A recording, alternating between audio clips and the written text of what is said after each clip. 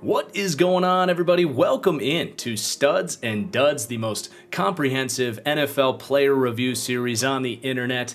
My name is Marcus Whitman, and today we're going to be going game by game, recapping the risers and fallers from NFL Week 7. If you are new here, you should know that as we go, you will be seeing ratings adjustments to these players, and these ratings adjustments actually stem from my own custom Madden roster update, something I've been doing since 2016.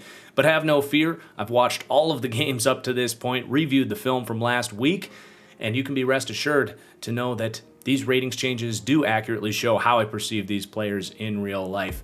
Beyond that, if you enjoy, please do hit that like button down below. Really helps me out, helps support and grow the channel. Also, this is my most ambitious endeavor every week, putting this video out. So if you enjoy, if you learn something, if you want to support the series, you can do it through these links right here. You can support directly via Venmo or PayPal, or sign up on patreon.com/thatfranchiseguy, where you will also get exclusive content such as film breakdowns and access to my weekly NFL picks. So without further ado, let's get into the star of the week. And this week's star is going to be Ja'Marr Chase, rookie wide receiver of the Cincinnati Bengals. Oh my goodness, is he explosive. He's like some hybrid combination of Julio Jones, A.J. Brown with his toughness, and like Antonio Brown with the speed and ball skills. It has been just so remarkable to see him come into the league, just change the landscape of the Bengals offense, reopening up Joe Burrow's confidence with the deep ball. And it's not just to him, like he has been all around a better deep ball thrower. And I just think he has ignited this offense in so many ways. He operates in the short game. He's shown better release off the line of scrimmage than he ever did 40 and showing it on the field. He is truly spectacular. He is on a hot track to enter the conversation for being the best wide receiver in the entire NFL, and I do not put that lightly. He has genuinely been in that conversation already as a rookie after not playing football in 2020. I mean, what else can you ask for from Ja'Marr Chase? Seems he has already sealed up Offensive Rookie of the Year, and he might not be done there. We could be talking about All-Pro as a rookie. We could be talking about, Offensive Player of the Year. It could go further than just Offensive Rookie of the Year. So well earned for Ja'Marr Chase, who has skyrocketed up in the first, third of this season, and I don't think he's done. But now let's talk about our dud of the week, someone that's been around at the top of the league for a long time now, and you may have heard of him. His name is Patrick Mahomes. And there's a lot to dissect here with Mahomes, because on one hand, I do think he turns this thing around, and I do think he, in all likelihood, figures this thing out and gets back to being widely considered the best quarterback in the NFL. And he's still in that debate, but it's not clear-cut like it was about, a year ago. I mean, seriously, you can go back to last year and you could tell the turnover-worthy plays starting to stack up, but he got away with them a lot last year and the defense was much better. Now, all of a sudden, in 2021, the turnover-worthy plays are going the other way. The risk-taking that Patrick Mahomes has shown throughout the years is actually leading to a ton of turnovers, putting a ton of pressure on his defense and himself, because all of a sudden he gets into these deficits and he starts pushing, and the pocket presence breaks down. He's forcing balls. You name it. The game itself is speeding up, and he looks uncomfortable out there. He is surely not the best quarterback in the NFL at this moment, and his rating needs to come down to reflect that. So I do firmly believe that Patrick Mahomes can and likely will get back to that point, but he's got to start playing like it, and that can start this Monday Night Football against the New York Giants. But now we have our first game breakdown here. The Broncos at the Cleveland Browns for Thursday Night Football was a weird game with a lot of starters out in this game. But for the Broncos, on the offensive line, Lloyd Cushenberry has really settled in. A rough rookie season last year, but the experience starting to add up and doing much better in pass protection this year. He's always been a pretty solid run blocker, but looking like a rising starting caliber center there. Kendall Hinton as well, only a couple receptions, but just, more continued evidence that he can come in and play and catch some balls, get open in the quick game, looking pretty smooth out there. And then Jonathan Cooper filling in with all those injuries on the edge for them, rookie out of Ohio State, kind of the perfect fit as that rotational, I don't want to say hybrid outside linebacker, but all of these 3-4 Fangio defenses kind of have that third edge piece that comes in, gets some early down reps, can do a little bit getting after the quarterback, drop into coverage, defend the run on the outside, just a true do-it-all 3-4 outside linebacker. Jonathan Cooper, very comfortable doing that as an experienced vet, if you will, for a rookie coming out of Ohio State. Then for the Cleveland Browns, no doubt here, D'Ernest Johnson was a candidate early on in this week for Star of the Week, stepping in and the run game really not missing much of a beat, showing that he's got some juice, of course, but he also is really tough and can fight for a lot of yardage and showed a lot more power than I ever knew D'Ernest Johnson was capable of. So an embarrassment of riches for the Browns at running back, as Demetric Felton as well is going to go up, even though he's basically a receiver for them. He kind of plays that third down role. They'll bring him out, play him in the slot, and this is what he does, man. And all he's done is make plays when they call his number since they drafted him. So a couple of young running backs on the rise there for the Cleveland Browns. And then on the offensive line, Wyatt Teller, who we actually lowered after the first couple weeks of the season, has kind of come back to that mauling elite level run blocker that he was last season. Really good to see a fan favorite type of player. Most of us saw the picture of him carrying an alligator on his back this summer. Well, kind of carrying this Browns run game on his back a little bit with the way he's moving people up front. And then Blake Hance +3, stepping in as that kind of replacement level backup tackle. Just good to see the depth. Nothing special here from Blake Hance, but a younger player, still some room to grow, and gives the Browns some much needed depth on the offensive line now that those tackles are back with Wills and Jack Conklin at right tackle. And then on the defense, just Anthony Walker getting a boost in this game. There's had some injuries at linebacker, JOK out, and Anthony Walker has seen an uptick in his playing time, and he's stepped up. So they're really getting most of those guys to step up. Mack Wilson also had a good game in this one, and they got a deep, athletic group of linebackers there for Cleveland.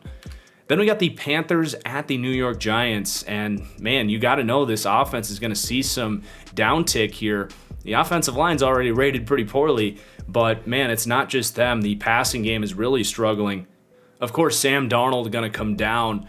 Just the interceptions, the missed throws, the indecisiveness, it's been all of it. The old Sam Darnold seems to have returned, and that is like worst case scenario for the Panthers.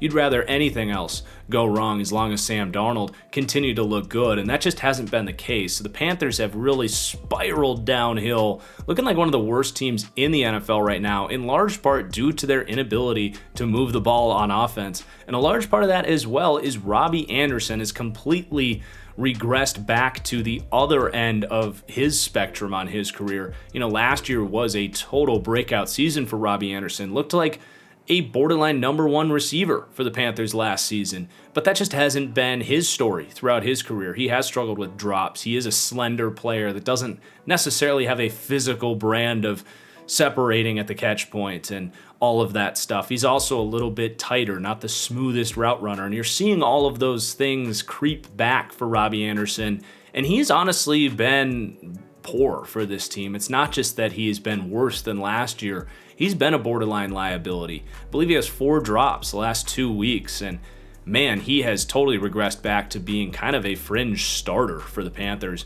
But on the defense, you are going to see some movement in the defensive end spot. So Yetur Gross-Matos is going to come up. He has seen an uptick in his playing time. Very young, athletic, second-year player out of Penn State, contributing in run defense. A couple pressures by the week, so he's on the way up. But Morgan Fox, their free agent signing, who had a very hot start for this defense that was red hot to come out the gate.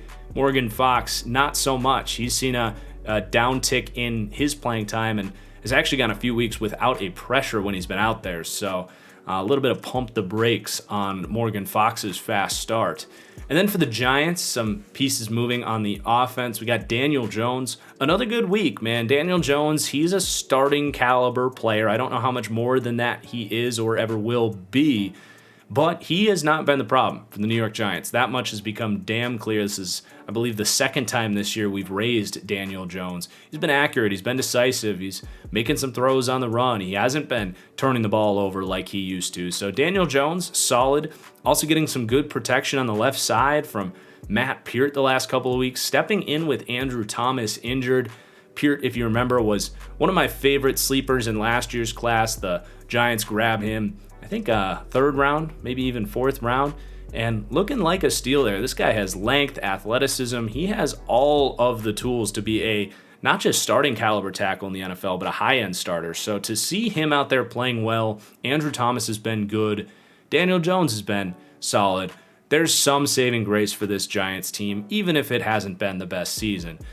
Pettis as well, Dante Pettis, didn't quite go up. He's rated appropriately in my opinion, but did have a big game coming back to this team and showing that he is a talented receiver and should be getting more opportunities than he's gotten in the NFL. And then on the defensive side of the ball, some of these young rookie edge players, really all three going up here. Azeez Ojulari has been just getting after the quarterback, man, showing a lot of finesse, ability to rip through tackles, get sacks. What is he up to? 5 or 6 sacks already, decent amount of pressures. So he looks good, looks like a great second-round pick, as many people thought that was with them trading down to get him. Just a great move by Gettleman. And then they picked up Quincy Roche as well. The Steelers drafted him. He didn't make the team. And he's come in and actually played a rotational role on the edge. It's a good scheme fit for him as kind of more of a hybrid type of athlete that can do a lot of these 3-4 multiple looks. So nice pickup for them. And then more of a bigger bodied defensive end type, Raymond Johnson, another rookie out of Georgia Southern, I think. He's come in and played some of that, 3-4 defensive end pass rush specialist stuff, the 4-eye, kind of get after the quarterback role inside the tackle. And he's been getting some pressure up inside there. So just a lot of young players on the rise for the Giants. Good week for them. A lot more work to do, but let's stay positive here for the Giants while we can. Then we got the Bengals-Ravens game, really fun one. The Bengals making a statement in this one. Joe Burrow going to go up yet again, playing like a top 10 quarterback in my opinion. Definitely check out my quarterback tiers video / podcast from Wednesday if you want to hear a little bit more about Joe Burrow. We talked about Jamar Chase, our star of the week, and then tight end CJ Uzomah, 2 big touchdowns this week. One of them on a bit of a, those fake screens where you draw the defense down and then the tight end leaks up downfield and he's wide open.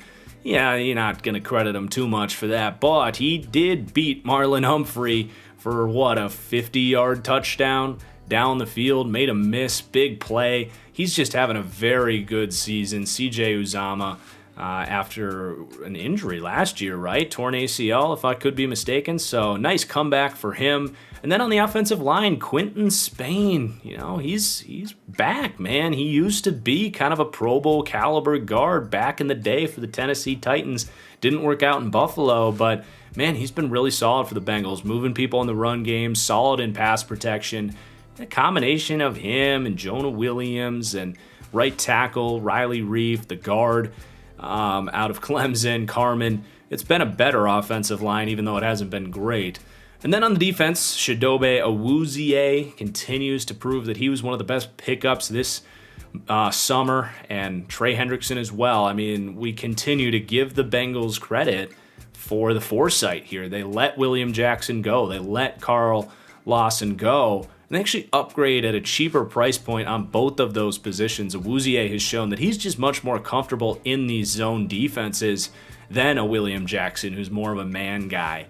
And then Trey Hendrickson, man, he is just relentless. He can beat you in a lot of different ways. He keeps coming, play after play. Gotta love him drawing holding penalties, getting in the face of Alejandro Villanueva, pointing him out on the big screen as Villanueva complains about the call. Trey Hendrickson just up in his face, talking trash.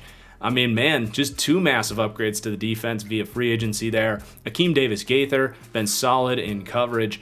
And then Sam Hubbard as well contributing. They gave him a contract extension. He's a solid number 2 edge piece as well. So really big gains for the Bengals throughout the season. The number 1 team in the AFC at the moment.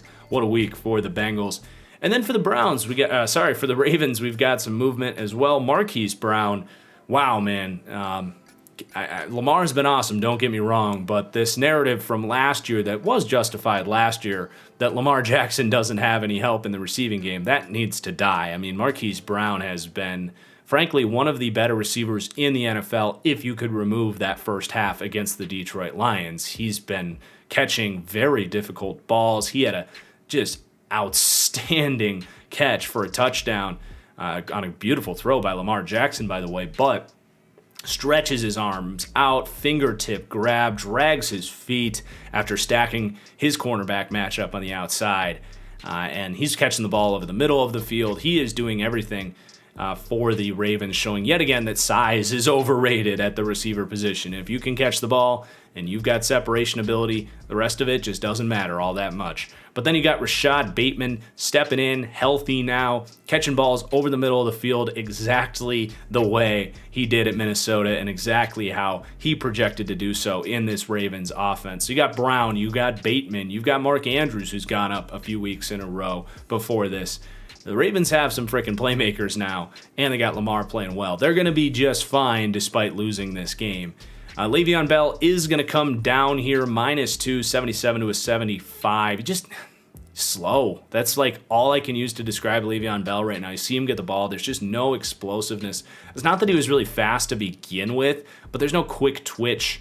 And he's just outside of that dominant run-blocking inside zone scheme that he had so much success in Pittsburgh, and he just has not been anything close to that player since he left. And then on the defensive side of the ball, these linebackers, Josh Bynes, a great free agent pickup. He has really filled the gap of that thumping linebacker that they had in LJ Fort.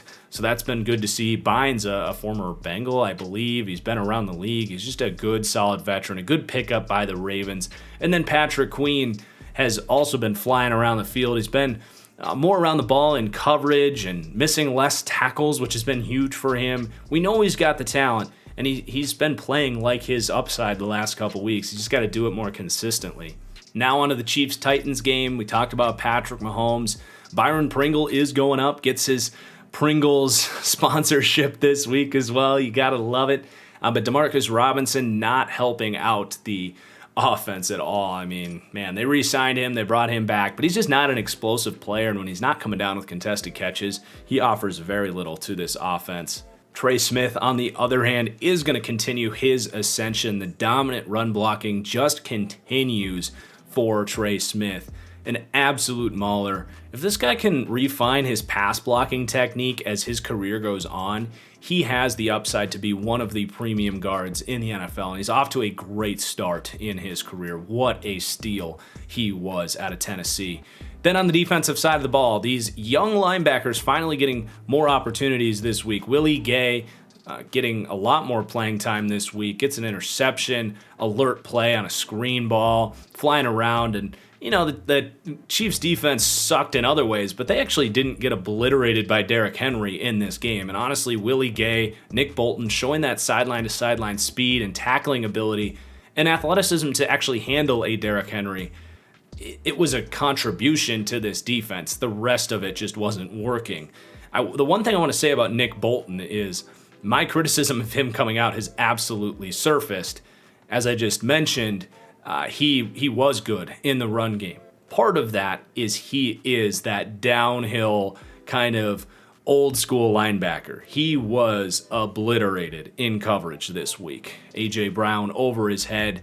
Whatever the Titans wanted to do over the middle of the field, they had it. And a large part of that was Nick Bolton being out of position or losing those one-on-ones. He's not a cover linebacker. So you hope Willie Gay can continue in that department and Bolton can be kind of the downhill thumper. But it is a note that my criticism of him coming out really surfacing this week and costing them a lot of yardage, but still going to go up because of those tackling, run defense contributions. So take that as you will. Then up front, Jarran Reed continues to be a nightmare for this team. He is the most bench-worthy player in the NFL. Just getting blown off the ball, no play strength, almost just no effort. I think they should probably just cut him, honestly, and count that as a sunk cost because it's been a train wreck of a trade. Hey everyone, I just want to take a second to interrupt the video and remind you that if you enjoy the Madden aspect of everything that I do, to check out my second YouTube channel that is TFG Plays. That link is in the description below. Check it out where I am doing my realistic Bengals rebuild. Also, you can follow week-by-week condensed games of my online 32-man league as we are looking to restore the Niners to glory with Trey Lance. So if you enjoy the Madden side of things, all of my Madden content has moved to TFG Plays, and I encourage you to go follow over there, and I'll see you there. Back to the video. Then Tershawn Wharton is also going to come down. He once, I won't say once, he had a rookie undrafted breakout last year, looking more like a flash in the pan, very undersized dude, kind of built like Aaron Donald, but he ain't Aaron Donald. Just not doing much for this defense. So the front four there needs work moving forward. And then L'Jarius Sneed as well, looking a little bit of a flash in the pan as a rookie himself. They've really called on him to be this team's #1 corner, and he keeps getting beat week after week after week and not making an impact either. So just a bit of a pump the brakes season on L'Jarius Sneed. I still love his physical upside and long-term outlook, but he's got to get back on track because he's been a liability for the Chiefs secondary. Then for the Titans, David Cussenberry continues to just block his ass off up front. I believe it was either Renner or Austin Gale of the PFF Tailgate podcast that pointed out that he's a cancer survivor, having a breakout at 31 years old, an underrated storyline. So shout out to the boys on the Tailgate podcast, and a shout out to David Cussenberry. What a story he's been. And then tight end MyCole Pruitt. That is my Cole, man. He has been awesome this season. Dare I say, they have not missed a beat of Jonnu Smith with MyCole Pruitt filling in. And Pruitt's even a better run blocker than Jonnu Smith ever was. He's not quite the same after the catch as Jonnu, but very similar as far as over-the-field athleticism, ability to separate and come down with catches, also an undersized tight end. We've seen now around the league that these 6'2", 245-pound tight ends can really thrive in these Shanahan offenses, and MyCole Pruitt filling in that role quite well. Free safety Kevin Byard back into the convo for the #1 safety in the NFL. This is 3 straight spectacular weeks in a row. Lockdown coverage on the back end, and just doing such a good job. Bounce back season for Kevin Byard. Next to him, Dane Cruikshank getting the start this week. Athletic, young safety that has not really gotten a lot of opportunity, but a player I've always been intrigued by, grading out well this week and helping that back end of this defense that really just played too high all game and frustrated Mahomes. And a large part of that was Byard and Cruikshank just patrolling the top and keeping everything underneath. So good job for those two.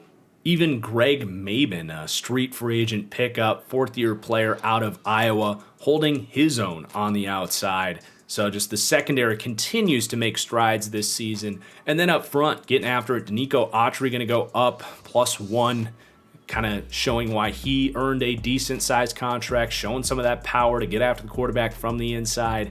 David Long as well, the linebacker, flying around the field. When I asked on Twitter who on your team has surprised you the most, a lot of people said David Long Jr., linebacker for the Titans. Bit of a surprise name there, but they've had an injury in the linebacking core there with Brown out, and David Long has filled right into that role, just flying around the field, playing well in coverage as well. So David Long Jr. +2, 68 to a 70. This defense continues to round out, and another huge win for the Tennessee Titans. Washington at Green Bay. I am going to bump up Taylor Heinicke this week. Every single week I've kind of hesitated on it because there's good in there and then there's bad in there. It was more of the same this week, but still, if you're able to generate on a consistent basis several explosive plays a week at the quarterback position, that does add value. And that's what Taylor Heinicke is doing, and he's clearly following suit to Ryan Fitzpatrick's career with some of that YOLO ball mentality. I love to see it. Ricky Seals-Jones as well, just kind of a mainstay for this offense.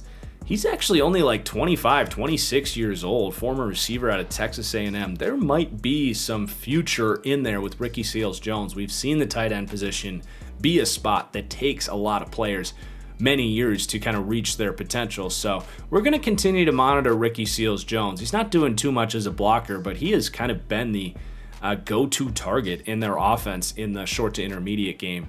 And then Chase Young is going to come down again, man. It's just been such a disappointing season for Chase Young, and he's looking a lot more recently like the low-end projection that I had on Chase Young. I said he's got the physical upside to be like Myles Garrett, but I was also a little worried that his low end was Jadeveon Clowney-esque, to the point where he doesn't really develop that full pass rushing skill set, and that's what we're seeing with Chase Young. He's very one-dimensional right now, and he's learning that he can't always win off of physical traits alone. Just 2 pressures in this game against Green Bay, and that's fine, but that's not meeting the expectations we had for Chase Young coming into the season, where he was supposed to be a superstar top 5 edge rusher in the league, and right now he's just a serviceable number 2 guy. He's not even better than Montez Sweat right now, so he's going to come down 1 again this week.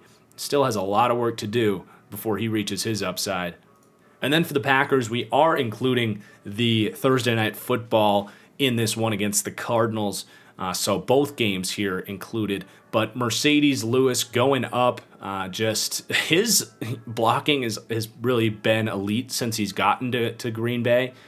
With Kittle kind of out in that time, Lewis has a case to be the best blocking tight end in the NFL. So that's a big contribution there. But he's been getting involved in the receiving game too, and his ability with the ball in his hands is actually pretty understated right now. He's been really good at making the first man miss, running people over, fighting for tough yardage.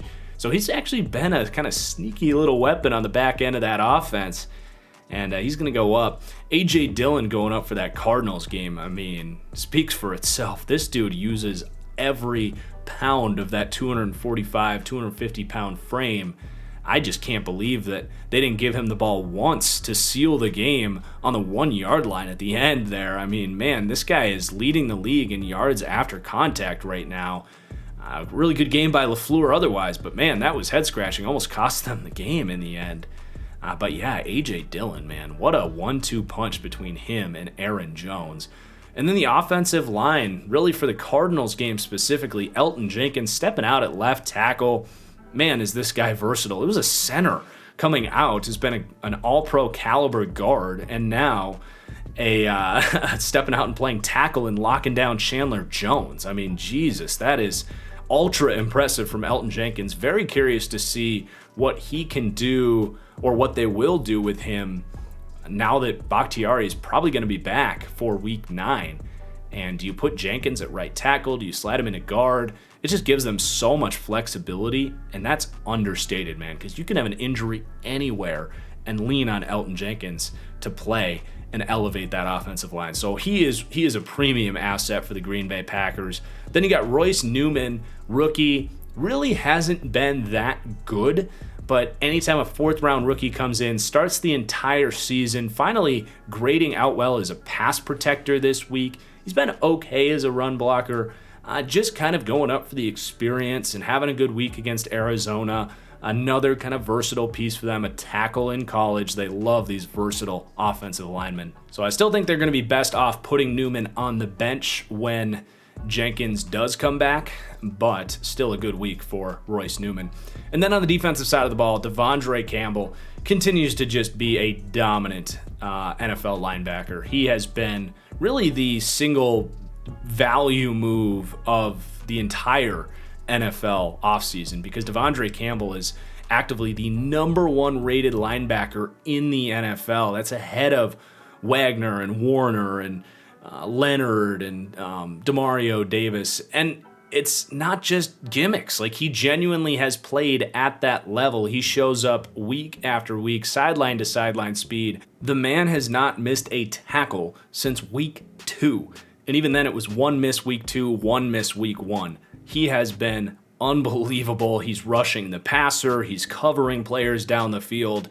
Athletic, 6'4" frame with some size too to get off blocks. I mean, seriously, what a pickup he has been, going up now for the 2nd week in a row. Jonathan Garvin contributing as an edge piece. Probably going to see a diminished role now with Preston Smith and now signing Whitney Merciless, who actually played pretty well against the Cardinals as well. But just good to know you've got another piece to rotate in there on the edge. He kind of fills in that role we talked about with some of these 3-4 Fangio-style defenses, calling back to what we said about Jonathan Cooper. Well, Jonathan Garvin is in that similar vein of player. And then my dude, Rashawn Gary. You won't hear a lot of people talk about them because I had to make a video about it pre-draft before he was ever a Packer, that about 99% of fans in the draft community were out on Rashawn Gary. Some people thought he was a second-round prospect, never gave him a chance. Packers took him 12th overall, and even though they didn't need him at the time, he has developed into the player I thought he would be. I compared him to Brandon Graham as that pocket-pushing power rusher who's also going to contribute as a high-level run defender at the next level, a high-end number 2 who's playing like a low-end number 1 this year. And the thought of maybe Zadarius Smith coming back to this pass rush, look out. But Rashawn Gary, 10 pressures, 2 sacks against Washington. He has been dominant, on pace for 82 pressures this season. To put that in perspective, that would have led the NFL among edge rushers last season.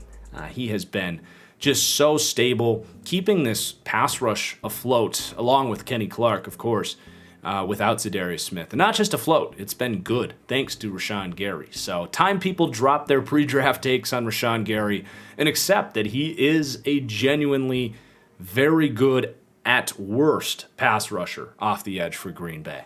Then on the back end, Rasul Douglas speaks for himself. The game-winning interception against the Cardinals, of course, but had another beautiful pass breakup. Also showed the ability to go man-to-man, sideline to sideline on that play. Something that's been a weakness of his, not the fastest corner in the league, but he is, in general, in a scheme that protects his athleticism.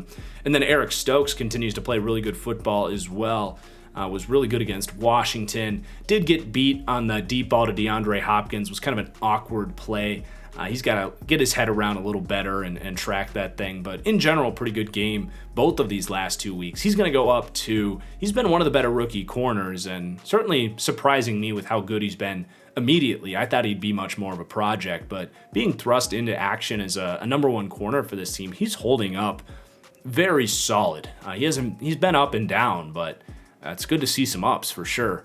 And then Shannon Sullivan's been solid in the slot as well. So this Green Bay secondary, really this Green Bay defense as a whole, has been phenomenal. And they showed that they can do it against a very good Cardinals offense as well. All 3 levels of the defense as well.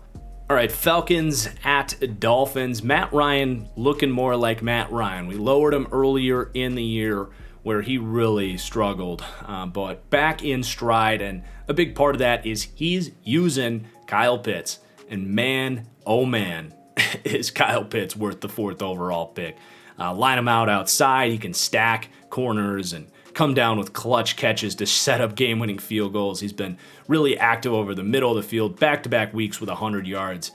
Man, this is what we hoped to see from Kyle Pitts, being overshadowed by Jamar Chase at this point, but don't sleep on what he has done to reopen up this Falcons offense. Matt Hennessy as well is a player that was on my breakouts list. He's settling in much more here in year 2 at center.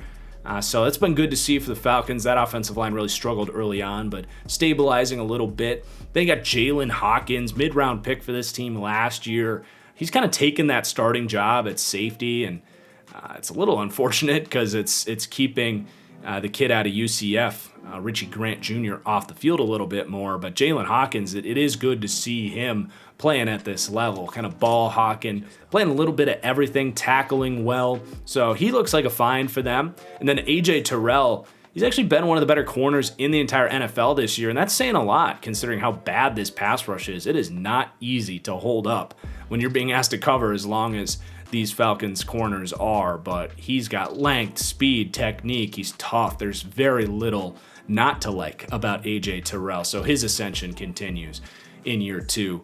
And then the Miami Dolphins, I am going to raise Tua hesitantly because he still had a miserable interception in this game that all but sealed their fate in this one, but then answered with a really nice touchdown drive. And in general, outside of some ugly turnover-worthy plays, Tua has actually not been the problem for the Dolphins. I still don't think he's the answer, but it was still good to see the perseverance for him to wipe off the interception, lead a comeback in this game. They were down. It was, in general, an impressive day from Tua, showing decisiveness and accuracy, some arm talent to attack the middle of the field.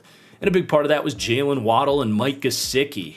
Just good to see these young pieces discovering their role more and more. Gesicki has such strong hands over the middle of the field. He really is a perfect fit with Tua. If he's going to stay here, you want a receiver that Tua can have the confidence in to utilize the accuracy that he has over the middle of the field. I would say that is Tua's biggest strength. And to have Mike Gesicki, who can just, against anybody, reach out further than anybody else and box out their guy and come down with tough catches, paired with the accuracy and confidence Tua has to make that happen, it is a very nice combination. And then Jalen Waddle, just a target machine, but turning that into bigger plays as opposed to just catching the ball 6 yards, showing the speed that we know he has, and then getting tackled. He's doing much more with Tua in the lineup, getting the ball down the field a little bit more. So the passing game looking a little better for the Dolphins. Was against the worst pass rush in the NFL, but showing that when they can get better pass protection, which they can't expect moving forward against real pass rushes, that at least Tua and Waddle and Gesicki can make some plays. So some optimism this week from the Dolphins, but no rises for the defense. If anything, we maybe should have lowered some guys, but they're going to survive a week at least. But that defense has been very disappointing. Then Jets at Patriots. Talk about disappointment. Jets just in all phases getting slaughtered. The only good thing to say about the Jets here is Elijah Vera-Tucker continues to grade out very well as a run blocker there. Everything else around him has been a mess, but there's the first round rookie showing why he was so well perceived coming out. So he's on the rise. And then for the Patriots, some movement on both sides of the ball here. So Mac Jones going to keep going up. Back-to-back really impressive weeks for Mac Jones. Just very stable this week, taking what's there. Did connect on a deep ball this week. Just looking like a seasoned vet, really. And then on the offensive line, Michael Onwenu, he's stepped back out to right tackle, and I don't think it's a coincidence that offense has been much more operational, not having to lean on Justin Herron at right tackle or left tackle. He has just solidified that group. The O-line in general, much healthier, but Onwenu is such an asset, kind of similar to what we said about Elton Jenkins, where you can play this guy at 4 positions, you have injuries, and he can step in and he's not like an elite pass protector, especially if you ask him to hold up on like traditional dropbacks, but he's at least quick enough and strong enough to quick set and get his hands on someone and keep them contained as a pass rusher. And then he is absolutely one of the best run blockers in the NFL. I loved what he did at Michigan, and he is doing the same for the New England Patriots. So just an ascending, dominant young offensive lineman, an exciting player for the Patriots to have. Ted Karras as well. No idea why Miami let him go, but he's been very solid at guard, as Onwenu has kicked outside, so a good veteran stepping in there. Tight end Hunter Henry, a touchdown in 3 straight weeks. He's doing his job, looking a lot more like the old Hunter Henry, so we lowered him earlier. He's going to get that point back. Kendrick Bourne has been this team's go-to receiver. Makes sense. He's very good in the short to intermediate game. A tough dude. Has some run after catch ability. I see why they like him inside this offense that is a little more limited, but he is good in the areas that they're able to attack. And then on the defensive side of the ball, Christian Barmore. It hasn't always been pretty for Barmore, but he has a few snaps every game where lately at least, where he's showing the power. He's getting after the quarterback. 4 pressures this week against the Jets. He is still in development. He always was going to be a bit of a project, but just good to see the flashes from Christian Barmore, and I think he's a future stud for the Patriots. And then Miles Bryant playing slot corner. This team is absolutely derailed by injuries in the secondary. I think we're going to see a lot more Miles Bryant moving forward. This is a really good player coming out of the Pac-12, and he's undersized. He doesn't have a ton of speed, but he's an instinctive, quick slot defender. Probably going to plug in at slot corner there. I know they picked up Brian Poole as well, so we'll see how that all plays out. But he's a smart young player. I think he's got upside to be a starting caliber slot in the NFL, just as we've seen a lot of undrafted slot corners emerge, just as Miles Bryant is looking like he might do. Okay, Lions at Rams. Actually, a lot of movement for the Lions. I thought they fought really hard, and also anytime you see a team that's just playing so many unknown players, you're going to see some movement. So you got Evan Brown, who's actually been really good at center with Frank Ragnow out. He's not Frank Ragnow, but he is really quick off the ball and strong. He's been a very good run blocker for them and helped hold up in pass protection against Aaron Donald this week, who actually didn't destroy the Lions' game plan. So that says a lot about the center there. Evan Brown, Jonah Jackson as well, a very good game.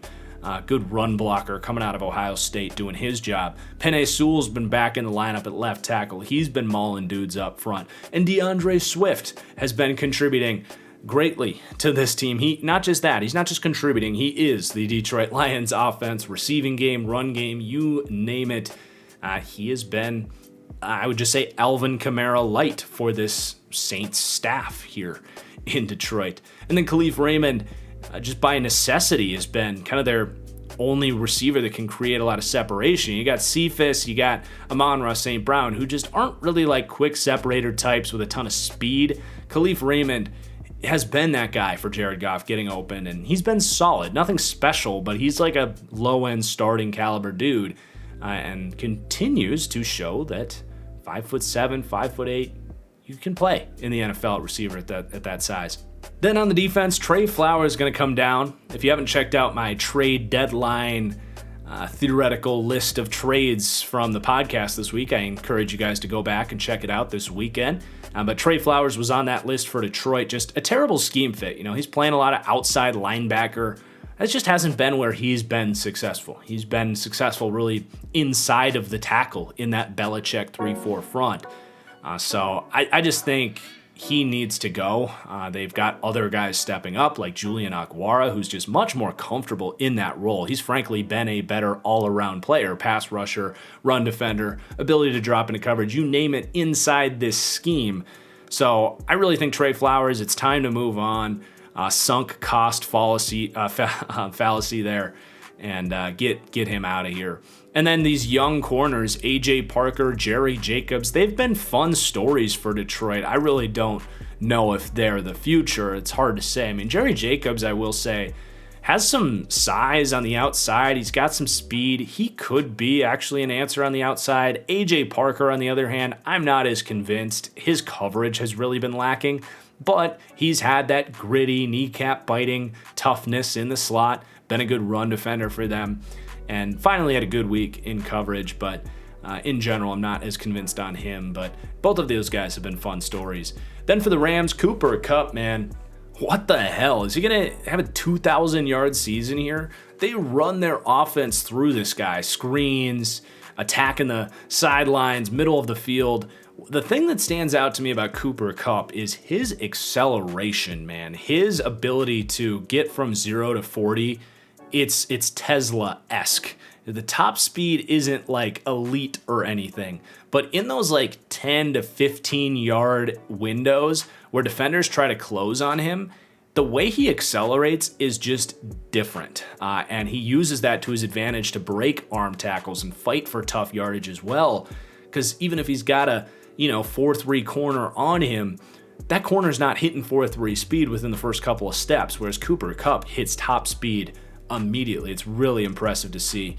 And then Andrew Whitworth, talk about impressive. I mean, he's just the Tom Brady of offensive linemen at this point. 39 years old, coming off an ACL injury, and he's still one of the best pass protectors in the NFL. This dude signed a 3-year contract extension last year. There's no other way to put this other than WTF with Andrew Whitworth still playing at a premium level. I don't understand. I don't think anybody does, but this guy is not human. So Andrew Whitworth just been elite at tackle, just like he always has. He is a lock Hall of Famer at this point, in my opinion. Just mail it in. And then Dante Dion, former Hard Knocks kind of superstar, I suppose. Was a practice squad guy, 160-pound, 5'9" corner. Well, the Rams have shown that they're not afraid to play undersized corners, and doing it again here with Dante Dion. Just kind of flying around the field. Has been pretty tight in coverage. and just all around solid. So good depth there to have, as well as Robert Rochelle, looking like a find in the 4th round, athletic guy coming out of a small school, stepping in on the outside. And honestly, they haven't missed a beat from Darius Williams with Robert Rochelle in there, and he's the guy that has a lot of physical upside. He's not quite Jalen Ramsey-esque athletically, but 6'2", 200 pounds. He's got a lot of speed and toughness. Like, he's got a great mentor in Jalen Ramsey. And I think he, long-term, is going to give them an answer to Darius Williams, who is an impending free agent. And then Jordan Fuller, +2, such a heady, tough safety. And he's doing a lot more than he did in his rookie year, where he was impressive. He's always had that ability to be that traditional concept of a safety where he's not going to get beat over the top. He's always going to stay deeper than the deepest man in the secondary. But he's been much better balancing that with the ability to read the play a lot quicker and come downhill. And he's been a very sound tackler and run defender as well. So just an all-around good safety who at some point you have to stop mentioning his lack of long speed, just as we have done with guys like John Johnson, who I think has actually become a decent comp for Jordan Fuller now that he's shown more of that run defending ability. Of course, John Johnson left this secondary, and Fuller's filling that void very well. Then Eagles at Raiders. So just a couple pieces moving for the Eagles, who lost this week. Jack Driscoll, who continues to be surprisingly good at guard. I loved him at tackle. Was one of the best polished pass protectors in his draft class, applying that technique to the inside. Now, it is noteworthy that the Raiders have smaller, lighter interior rushers, so potentially that just matched up well with Jack Driscoll. But for the last few weeks, Driscoll's actually played very well at right guard in void of Brandon Brooks there. And Avonte Maddox, he's been a lone bright spot for this Eagles defense, getting to play that traditional slot role, trying to prove that he can translate his athleticism to really being one of the best slot corners in the NFL. You know who he really reminds me of, actually, is Bryce Callahan, who is uber fast out of the slot and just uses that makeup speed so well to break up passes. Avonte Maddox has been all over the field, been very impressive. He's due for a very nice payday. I think this is year 4 for him, so I could be looking at kind of that, $8 million a year max slot corner contract, if you will. He's had an up and down career, but this season it's been pretty much all ups for Avonte Maddox. And then the surprising Raiders continuing to surprise. Derek Carr going to get some love this week. Just so methodical this week. Mistake-free, really accurate, tough over the middle of the field, hanging in the pocket, you name it. He's just been kind of doing it all, continuing to impress and look like a new man this year. And then Alec Ingold blocking his ass off up front post John Gruden. He's one of the better fullbacks in the NFL, so he's going to get some love. Zay Jones had a beautiful catch down the sideline. Derek Carr just putting it up on like 3rd and 20. Zay Jones went and got it down the sideline. Good to know he's still around. Hunter Renfrow as well.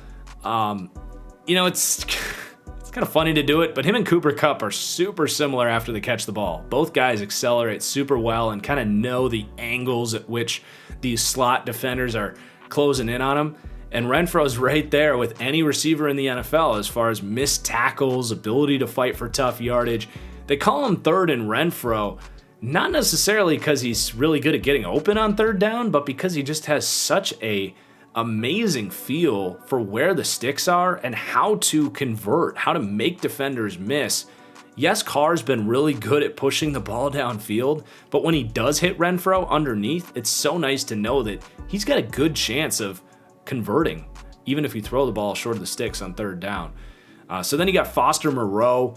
Foster Moreau's been one of my dudes. He's been getting more and more targets lately. Really tough red zone touchdown this week. Went up in traffic and got it. The ball skills for Moreau has been his big question, and he's been showing them off the last couple weeks. So he's a good number 2 tight end for them next to Waller. Andre James has been starting all year. He's been PFF's worst graded center all season long, and I still don't think he's very good, and I don't understand what they necessarily see in him. Although this week you could see some of what they like in him. He really was good as a run blocker up front, did a good job with Fletcher Cox and Hargrave, and they were blowing those guys off the ball up front, and Andre James was definitely a part of that. Colton Miller, +2.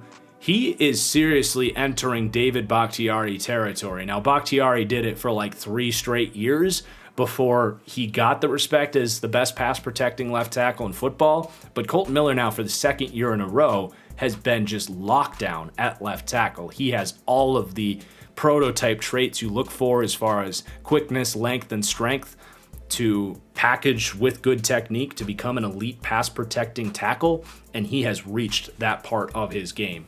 And then John Simpson at +1, 64-65, the left guard there, really good as a run blocker. The 3 guys inside there were really tough this week. Leatherwood probably had his best game as a guard, even though he got obliterated in pass protection, but looked good as a run blocker, worth noting. Then we got Bears at Bucks. Justin Fields is going to come down, and I'm just going to talk, because the passing has not been good. That speaks for itself. But the whole like pocket presence / his offensive line sucks / forced strip sack fumbles that Justin Fields has shown, it's interesting. On one hand, he does get pressured very quickly on a lot of plays, and a lot of those plays are not his fault. But I think a lot of people are writing off this as, oh, he has no pass protection, and these strip sack fumbles are not his fault. And I actually disagree. On multiple occasions, you can very clearly see that Fields is not stepping up and navigating the pocket, and then on top of that, he's giving up the fumble. And all of that is on him, in my opinion, and in the opinion of many. So, it's not all his fault, I will say that, but my God, has it been ugly with Justin Fields to this point. And it's been week after week after week, and it does make you wonder, like, what are we doing here? Are we going to fire Nagy? Are we going to put Fields on the bench?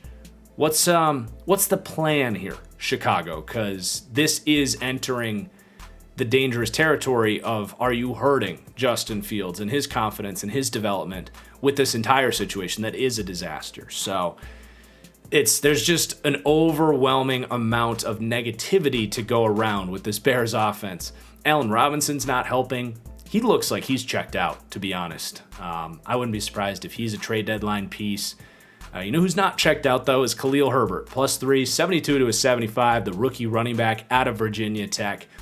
He's played so well that you wonder if David Montgomery is a long-term answer here, because Khalil Herbert, man, he's got the fresh legs, he's healthy, and he's explosive, man. The amount of missed tackles he forced, he was the only reason the Bears had any chance of moving the ball this week. Along with James Daniels blocking his ass off up front at right guard. He's having his best, most consistent season so far at right guard, so that's been good. Then on the defense, Eddie Goldman's going to come down too. He just has not been the same since coming back from the opt-out. He hasn't been much of a force in run defense at all. He's been getting back on the field lately, and it has not helped the Bears up front at all. But there are some low-level contributors to this defense that have very consistently been making impacts the last few weeks. So Travis Gibson, kind of getting a lot of playing time this week, almost full-time starting reps. He's been just all-around solid as a run defender, pocket-pushing edge player. And with Khalil Mack out for the foreseeable future, Travis Gibson is going to continue to see those opportunities. DeAndre Houston Carson, another player we've talked about in recent studs and duds, but he's filled in very nicely at safety there next to Eddie Jackson, and he's playing very good all-around football in all phases of the game. And then Kindle Vildor continues to start, maybe had his best game against the Bucks this week on the outside. Really athletic young corner, just continuing to get better. So it's not all bad for the Bears and their defense. A lot of young players here, inexperienced players in DeAndre Houston Carson's case, showing that they can play, but man, they got to figure out this offense. And then for the Bucks, it's kind of business as usual. You know, they're best roster in football, and they played a damn good game of football, but the offensive line continues to assert their dominance. Ollie Marpet playing like the best guard in football, not named Zach Martin this year. Alex Kappa playing very good run blocking up front, and Ryan Jensen we lowered earlier in the year after a couple of rough starts, but he's been re-solidified. Pass protection has calmed down up front, and he's always been a great run blocker. So really just the offensive line, because it's tough for the Bucs at this point when everyone on their team is already rated so well. Just kind of business as usual for them, beating down the Bucs. Then we got the Houston Texans. A lot of low-level unknown players continuing to step up, and it's really about their line play that's been a pleasant surprise this year, at least with Charlie Heck on the offensive line, stepping in at right tackle, mid-round pick, second-year player. He's been solid, and he has some upside. This is kind of what the season is about, is finding who you might have on this roster. Then defensively, look at all these pieces on the front four. They rotate these guys around. They keep them fresh. They all play incredibly fast and tough. So you got DeMarcus Walker, big body defensive end, Malik Collins. Both these guys, veterans, finding a home here in Houston. They've been, leaders and key roles up front as they do both run defense and pass rush. Roy Lopez, late round pick out of Arizona. He's been a good run defending, kind of nose tackle type for them, a rookie. Ross Blacklock in year 2 has finally kind of figured some things out, I would say, doing a little bit of everything from run defense to pass rush. Jonathan Greenard's been the biggest pleasant surprise for the Texans this season. I'll say it again, I did not like him coming out, but a credit to him for working at his craft. He had some nice technique as a pass rusher coming out, but he looks stronger and faster to me, in better shape, and just able to win against NFL tackles very consistently the last few weeks. And he might be a starter for them moving forward. Jacob Martin, again, part of that rotation, playing some of his better football, especially as a run defender. So just all of these guys rotating in and out, playing off each other very well. It's a credit to this Texans staff for figuring them out at least. And then Tavier Thomas, an interesting, Weber State or something like that. This dude's out of nowhere. He's been a practice squad guy, but this is a player with 4.3 speed, playing in the slot for the Texans, and he makes plays week after week. He's been kind of solid in coverage for them. He's only 25 years old. He's been around the league, was picked up by, I think, this Cardinals team actually originally, and found a home on Houston, and he's slowly making a name for himself. So this is what the Texans season is about. Find what you might have for a rebuild, and they're doing a good job of that. Then for the Cardinals, this again is going to include Thursday Night Football against the Packers. So Josh Jones going to come down too, really struggling both weeks in a row, getting beat for sacks this season. I would say they should probably find a different answer at right guard. We'll see what they end up doing, but just doesn't look comfortable in there. And he's one of these guys that when he loses bad. Like he's getting these quick shed sort of sack immediately type of losses that you hate to see from the interior. And then Zach Ertz, looking like a really good trade. I mean, he looks like re-energized for the Cardinals. Creating separation over the middle of the field, getting back to being that really good hands catcher that he once was, and yeah, just looking more like his old self week by week. And then Marcus Golden up front has been super sound. They've had edge injuries, and now he's going to have to take a full-time role with J.J. Watt out. Had a really good game against the Texans here. And then both these young linebackers have been good. Isaiah Simmons has been just very solid in coverage from the start of the season, and he's tackling better, playing that linebacker role much better. And then I've been very impressed by what we've seen from Zaven Collins, but the tricky thing is here, Jordan Hicks is actually playing very good football right now, and it's to the point where they've kind of kept Zaven off the field, but when he's out there, he shows the zone instincts and just kind of flies around. So I like Zaven Collins a lot. I want to see a little more from him, but when he's been out there, he's showing that he's got it in him. First round pick for the Cardinals this year. And then in the secondary, Robert Alford has continued to just be super sound on the outside, the forgotten man, if you will, back to really what he was for the Atlanta Falcons seemingly forever ago, which is just a very good number 2 corner. He's done everything you can ask for on the outside.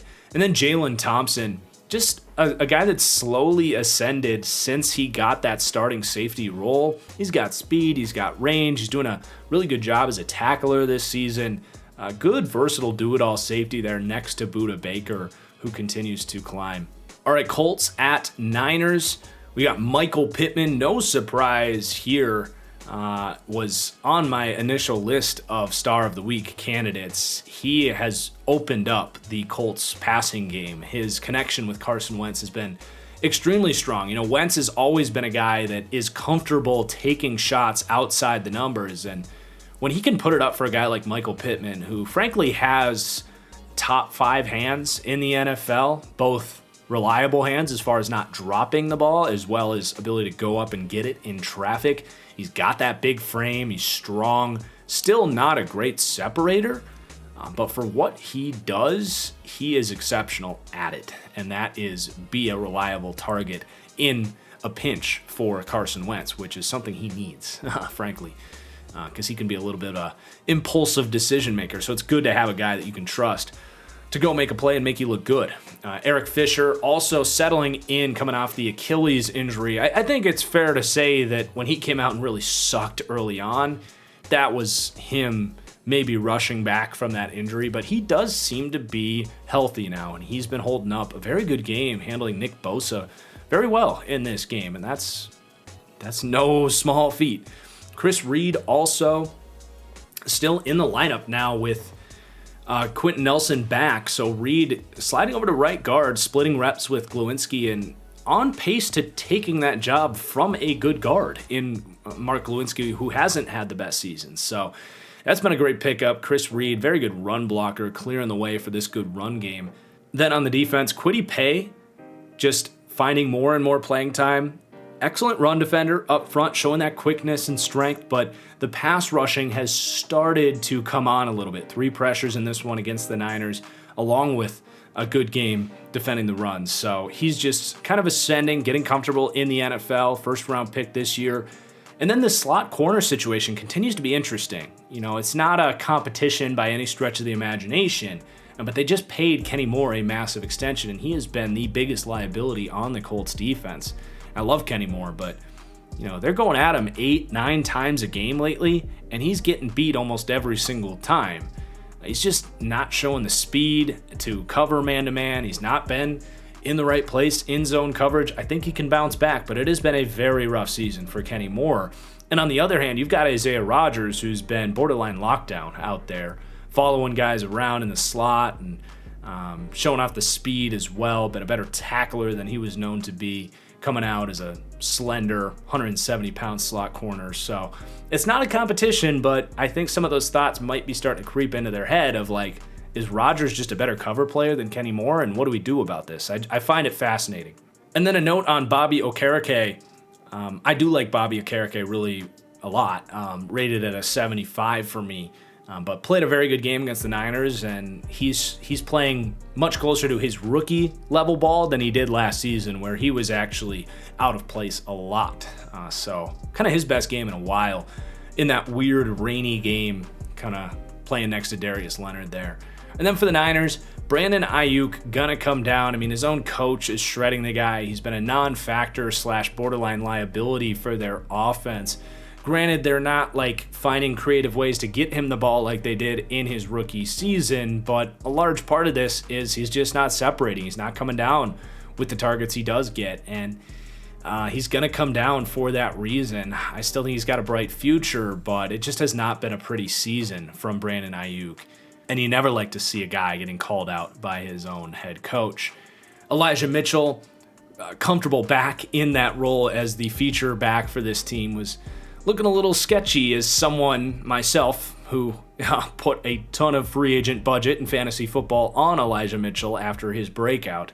Looked like he maybe was going to lose that job, but he clearly is the best back that they have at this time. He's the one with the speed, the vision, and who they trust up front. So Elijah Mitchell seems to have taken that job back as the starter. And then Laken Tomlinson's been one of the better guards in the NFL this season. He's been a bright spot for them, really since they signed him as a former first-round bust for the Detroit Lions. But just a late career resurgence for Laken Tomlinson. Good athlete, great run blocker, and most notably, he's having his best season as a pass protector, doing it against a good interior rush this week with DeForest Buckner out there. So +1 for Laken Tomlinson.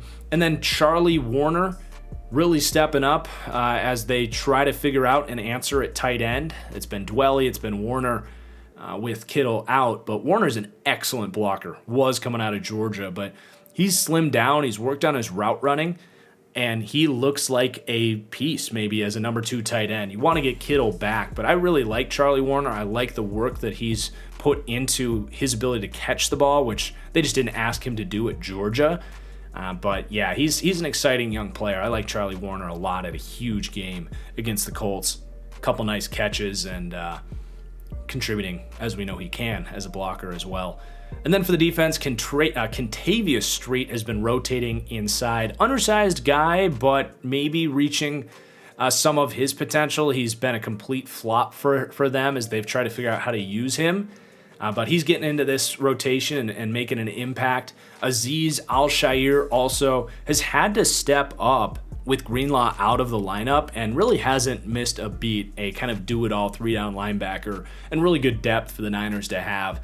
And then Emmanuel Mosley, he's been back in the lineup for the last few weeks after he's missed some time with injury, but he's by far their best corner. He is just a good, solid dude with quickness and instincts and some length to contribute to a group of corners that's been very banged up, but settling in a little bit more now with Mosley. Norman's playing okay football, and then, of course, they've got their slot figured out with Kwan Williams. But yeah, Niners defense is playing good football. They just got to figure out the offense. It's been weird that Shanahan hasn't been able to. All right, last game here. Saints at Seahawks was a weird game. Just like all Saints games kind of feel. You know, this Saints offense is indistinguishable from what we're used to. And this Jameis Winston is indistinguishable from what we're used to. It's just weird. You can tell sometimes, like, he's in the pocket, and instead of making a tough decision, it's almost like he's telling himself, like, don't make a mistake, don't make a mistake, don't make a mistake, don't be that guy. And in a weird way, it's working. It's leading to him, like, taking the easy stuff underneath, let Kamara do his thing, and then you'll see him when it is the right time, he'll take those chances, and it's a much more healthy, balanced version of Jameis Winston. It's a quarterback that can actually win games at a much more consistent level. Even if when you watch him, there's like this weird vibe you get from him where he just doesn't feel like he's comfortable. Like, you know, you tell your friends, like, just be yourself, just be yourself. Well, Jameis, it's like, don't be yourself, be someone else. And he's doing a pretty good job of impersonating Alex Smith. But it is just weird. But I'm gonna raise him because he's done it consistently enough now where he is taking better care of the football. He's not great, but he's the best they have. So he's going up. And then on the defense, I got to shout out Marcus Davenport. Came back after not playing for most of the season, and there was a lot of hype for him in the preseason.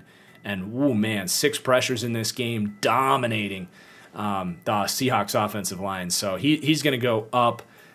He's not going to go up, but he is definitely on alert to go up. Had big expectations, and he could open up this Saints defense even further. Tano Pasnio's been such a critical piece for this defense. They've been without Davenport. They've been without, what's his name? The Onyemata as well, and he's played a little bit of everything for them. Some DT, some DN, 6'7", 290-pound dude. He's got length and power and just a veteran kind of coming along late. Was a developmental pick by the Chiefs that they just never really got to get to his potential, but the Saints are doing a much better job of that. So he's been kind of a fun player to see how he's used and the different ways he's been able to win. And then Pete Werner, second-round pick linebacker, Demario Davis. I mean, this has been an outstanding duo of linebackers. It's in the convo for, I don't know, top 5, top 10. Demario Davis himself, honestly, I would say has been the best linebacker in the NFL. I know Demario, we talked about Devondre Campbell being in the mix there, but I would take Demario Davis. I mean, he's had a couple games where he just takes over, and this was one of them. Just does everything, man. Puts guys in the right spot, calls the plays, he blitzes, he defends the run, he covers. Man, he is just everywhere. He outplayed, Bobby Wagner in this game.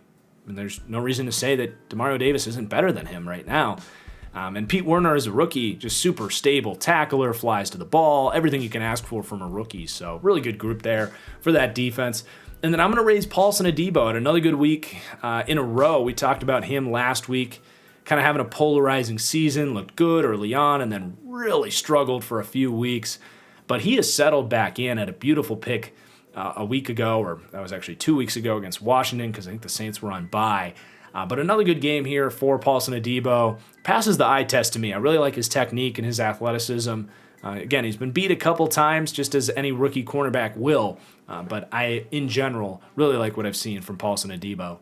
And then our last one here, the Seattle Seahawks, just on the offense, Alex Collins. Makes sense considering he is the entire offense. DK Metcalf finally had a DK Metcalf play this week. But in general, Alex Collins has been running with vision and toughness, and it's been a good comeback story for Alex Collins as they've needed some help at running back.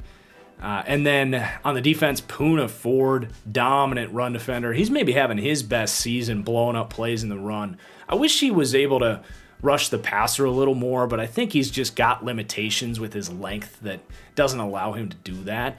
But his effort and just, I guess, gravity, like, I don't know the right term, but he comes in so low that he's going to get some push, and then he's really good at finding the ball in the backfield too. So he's just a very good, awkward run defender at 5'11", 310 pounds. He's just this bowling ball that just, you put him in the right gap and just let him blow shit up. That's basically what he does. I just wish he could do it more against as a pass rusher, but still, credit for Poona Ford. And then Benson Mayowa, +1, the veteran coming in, and they've got some young guys playing well, but you know, Benson Mayowa just stealing those reps here. He's back. I think they ended up re-signing him late, I believe, in the offseason, and kind of retaking that starting role. His best season as a run defender for sure, and he's a decent pass rusher. Just kind of an underrated, solid starter. Nothing more, nothing less, but having a good year nonetheless. And then Jordan Brooks. He continues to ascend. First-round pick last year. Still not offering a ton in coverage quite yet, but he does have that heat-seeking missile mentality. He's got the speed and size to just be that guy at linebacker that you wind him up and let him go, and he's going to make a few plays every week, and that's been Jordan Brooks. So hopefully he can continue to learn the game moving backwards a little bit more, but moving forwards, there's no questions that Jordan Brooks is excellent at that. And that is going to do it for Studs and Duds this week. I really hope you guys enjoyed. Do let me know in the comments down below where you agree, where you disagree, and if there's any players you feel I missed. Also, please do hit that like button down below. Consider checking out those links to support the channel financially. I really appreciate you. And make sure you subscribe for more NFL content as we move forward. So, appreciate you all for watching, and we'll see you next time. Peace.